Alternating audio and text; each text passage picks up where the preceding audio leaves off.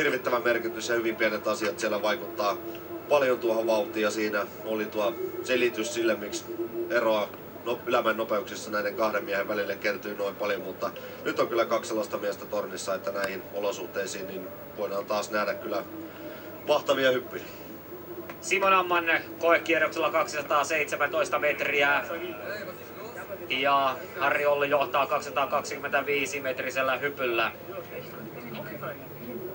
Sveitsin valmentaja ei ollut ollenkaan tyytyväinen siihen, että vihreä valoa ei vaihdettu, koska niin reissulla vastasta oli tarjolla, että hän olisi halunnut antaa merkkiä aika päiviä. Kyllä, ja nyt se merkki sitten kuitenkin tulee. Simon Amman loistovireessä siis koekierroksella ja on kauniin näköistä meininkiä. Nyt on kauniin näköistä meininkiä. Kädet ottavat siellä aivan uskomaton show tästä on tulossa, kun muistetaan, että hetken kuluttua puomille Gregor Slieretsauer, katsokaa mikä mitta, 233 metriä.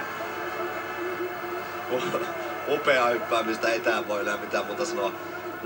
Loistava hyppy Simon Ammanilta ja nyt oli sitten jo niin reiluja vastaisia tarjolla, että katsokaapa kun päästään tuonne loppulentoon, kuinka korkealta Simon tulee täällä.